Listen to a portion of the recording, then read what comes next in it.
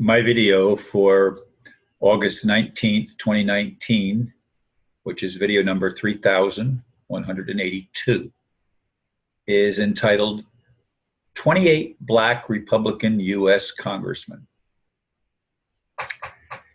Headlines can be deceiving. I was sent a picture that included some of the 28 black men who were elected to the U.S. Congress after the Civil War.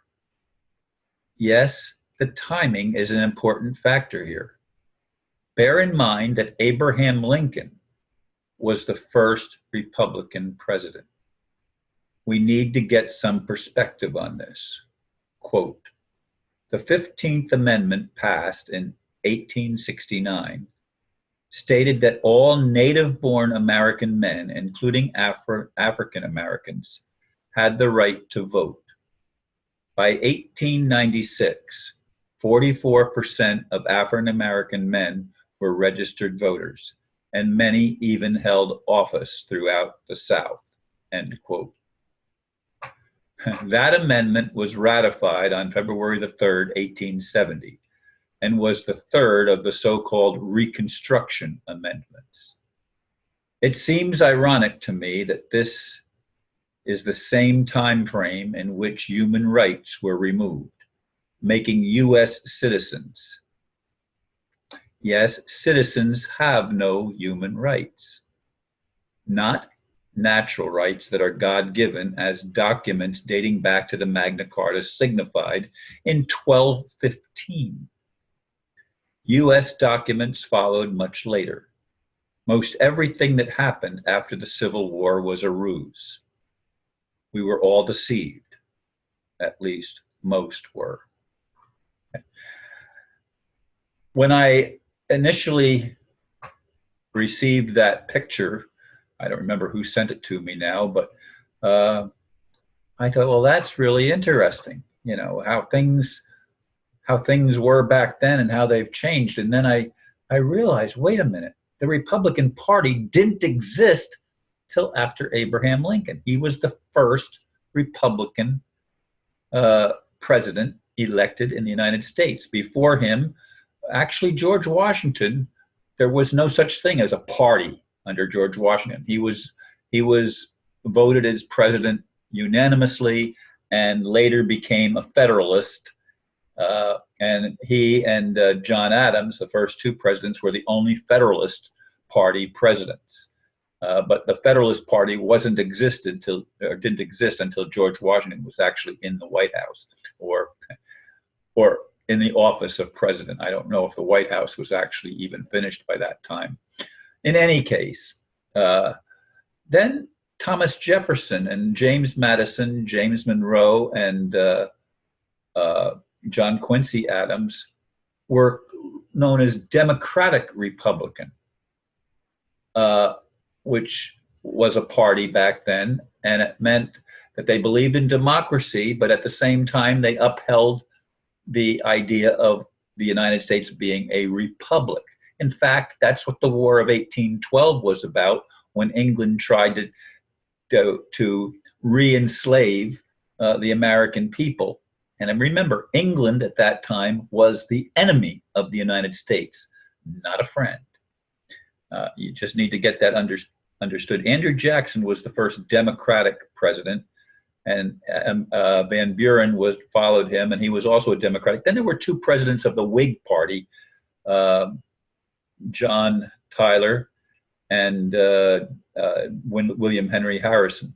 I said them in the reverse order. And well, actually, then there were two more Whigs. Zachary Taylor and Willard Fillmore were Whigs, but there was a Democratic president in between. And as I said, Abraham Lincoln was the first Republican. There were two Democrats in there. Franklin Pierce and James Buchanan were also listed as Democrats. And yes, I'm looking at the other computer next to me to get that list. And the other party was called the War Union Party, and that was Andrew Johnson, who took over after Lincoln was killed. He was known as the War Union Party, which he was the only one that was listed as that party, at least in the records that I Googled and found out about. What I'm pointing these things out for is that we are, they gave black people the right to be citizens.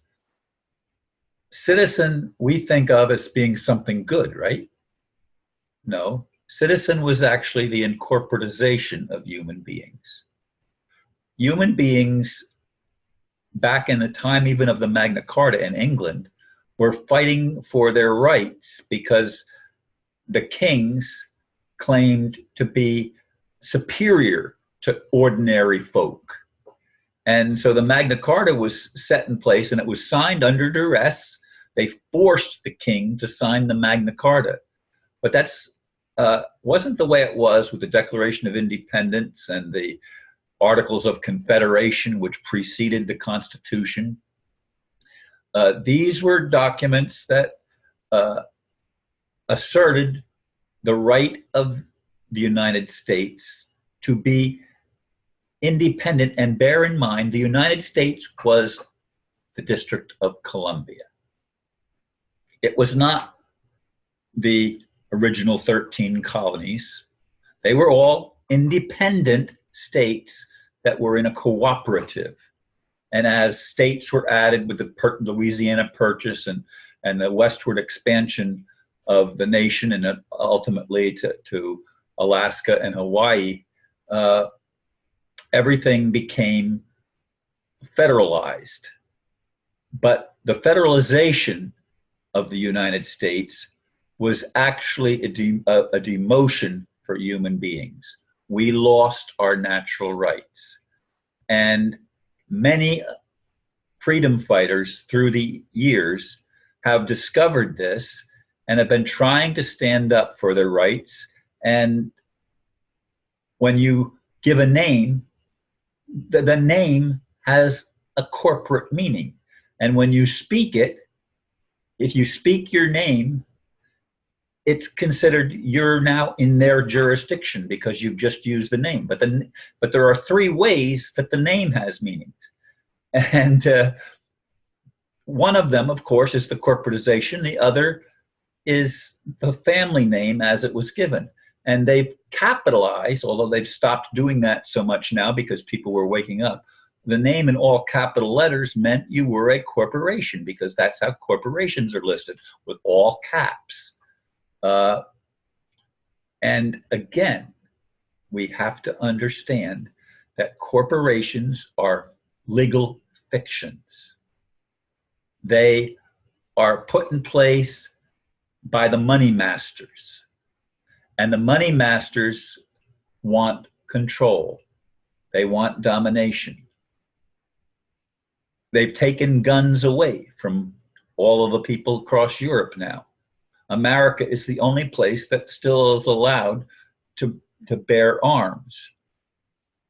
And yet they're trying very desperately to take that right away, because then there can be total dictatorship, a total criminals in charge of government. And again, I keep saying, government means mind control. This is all part of the Great Deception. And yes, people are waking up. The numbers of awakening people is increasing, but still not a majority. And still there's so much information and disinformation out there that sometimes it's hard to discern who's telling the truth, because even the liars have perfected their ability of convincing others that their lie is the reality. What is the reality? Is it the physical thing, or is there something beyond the physical? There's lots of things that we need to explore. And if we're going to become free, we have to be willing to explore areas that are uncomfortable for us. This idea of focusing only on the positive is a negative thing. Anyway, thank you folks for listening, and namaste.